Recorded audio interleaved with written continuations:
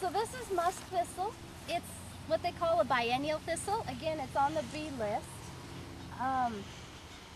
which means it's a 2-year plant. The first year it's a rosette of leaves on the ground. The second year it'll bolt, flower, like what's up on the top where it's in pure flower, make seed, die, and never come back. So on this plant, you can easily take a shovel, go about 2 inches below the soil surface and chop them out. Or you can spray them. To be most effective, if you were going to spray, it needs to be in that rosette stage. When it's getting up to this stage, it's a really hard stage to get the chemical to work in. If I was working with someone and they had it this stage, I'd say mow it off. And mowing it off will kill about 50% of the plants. Then you have less to have to come back and spray. Let's see. Can I do this without getting Yeah, it's really quick. Like, Yes, it is. and if you were to use a chemical? Yeah, What would add a you good use? surfactant. There's a lot of options. You can see down in here this white border on the edge of the leaf, and that's really noticeable when it's in the rosette stage. And that white border is sometimes purplish, but that's one of the key identifying characteristics for the musk thistle. It's also a bright shiny green. And as you can see where it's flowering, it gets no stickers going up towards that flowering head. It's also called nodding thistle. Having these long spikes that without any the stickers on them.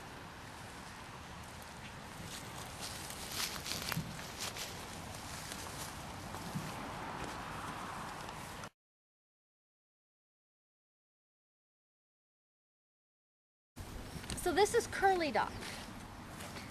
It's a perennial, so it has one big simple taproot, comes up and spreads through all these seeds. It's in the buckwheat family. You can eat it actually, make sorrel soup with the leaves when they're a younger leaf. I haven't had the courage to try it, personally. But it can accumulate oxalates, which are really toxic to sheep. It causes a lot of hay fever in people. There's no biocontrol because the leaves, these have been fed on, is why there's the holes through them. Spraying them when they're in that rosette stage, when they're all the leaves on the ground, is much more effective than when they've got seeds on them. So, because it's kind of waxy leaves, when you're using an herbicide, you're going to want to make sure you add a surfactant to it so that you can break through that waxy layer and have that chemical translocated into that root system. If you think of curly dock, I think of a dandelion root. They're really similar, just that big, potato-like taproot. I've been trying to pull it out of my garden. I have a little bit of it growing and didn't want to use the herbicides next to the plants. And they're really wet, and I can't ever get a whole amount of it. So you're trying to get the chemical through that wetness as well as through the waxiness. So that's why using a surfactant is really essential. And I'd either catch it in the spring with an herbicide or in the fall with an herbicide. Those are going to be your two best timings. But when it's in this stage, I just mow it down or clip the seed heads and bag them so that you don't get more seed, knowing that it'll come back. You know what herbicide did you say? I didn't. Oh. Did you stop?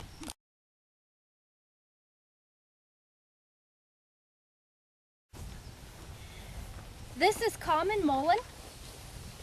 It's really soft. Some people call it Indian toilet paper. It gets the spires with the yellow flowers on the top. Again, it's what they call a biennial, so it's a 2-year plant. So this year it's going to bolt as it's getting taller, do the seed head, and then die and never come back from these roots. The flowers on it are yellow. It's really soft and hairy. And the hard part with this one, it's on the C list, so it's a noxious weed. We don't focus control on it, but seed viability is upwards of 100 years. Oh, So if you wanted to clean up your property and take this out, it's going to be a lot of work and a lot of time and consistency. And you could have it taken care of for several years, and then the conditions are right and new seed would germinate and you'd be starting again. But for the most part, we get it in small patches like this. We don't have it taking over whole fields, but there's a couple places where it's a pretty solid patch of it. And again, you can feel that hair, so that's where adding a surfactant is going to be critical to get that chemical down to the plant if you did want to spray it and kill it. And this is what this will turn into. And like I said, with all the What's this here? this is wild liquor. That's what we have.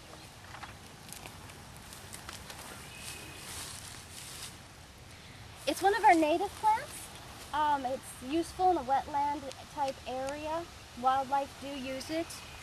Those burrs can be troublesome, They are very troublesome. especially in the horse's hair and in Yes. your wool, on your sheep and stuff like that. So it's a fairly simple plant, pretty easy to control. But the biggest thing is identifying it and recognizing it in the vegetative state before you get to the seed head so that you can spray it at the right And time. if you mow it, that's not enough control, probably chemical. Probably. Typically speaking, mowing's not going to kill a plant unless we're looking at some of the annuals later in their life. It'll set it back. Maybe if it's getting to the flower stage and you haven't sprayed it yet, you could mow it to knock it back so that you have a chance for it to come back and then spray it. Again, it's all about setting up the right timing to be effective. This is probably too big to spray. No, I would spray it that. That would be fine because it hasn't gotten to the flower stage yet. Okay. Now, if you burn it, like if you have it on a ditch bank and you burn it, does it kill the seed or does it just help propagate it? I love fire. No, fire would clean up like this mess. We got all this cheatgrass that we're standing in. It would clean it up, but I've never gotten the fire hot enough, long enough to destroy the seed without sterilizing the soil so nothing would grow.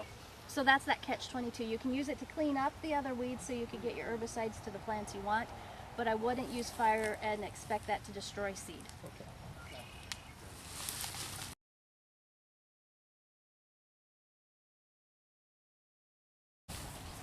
Ignore the curly dock.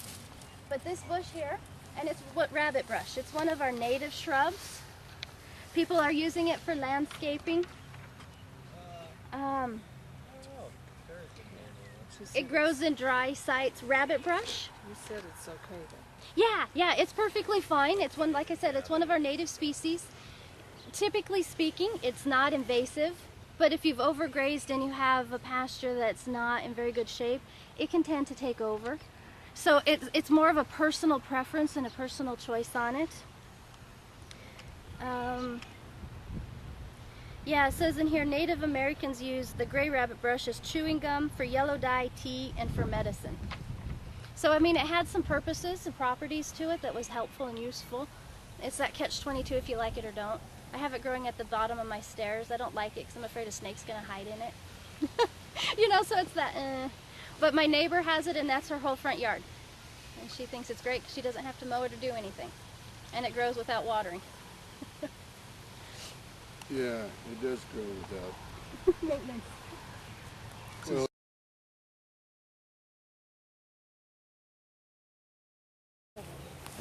So this is clasping pepperweed, and for whatever reason it always reminds me of the Jetsons. I guess it's these little skirt-like things around the stalk. It's past flowers, so all these little discs have seeds in them. And the taller plant in the background is flicksweed, which again is another mustard.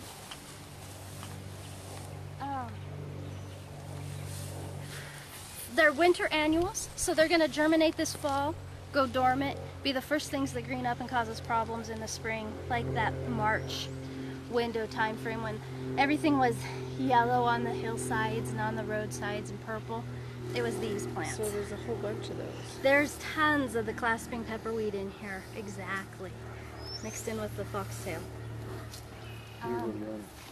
So at this point in time, mowing would be your best option and your best choice. If you're going to address them at either a fall when they're in that rosette stage or really early this spring. And mowing, those seed will still set though at this point. Yeah, unfortunately. So, fun.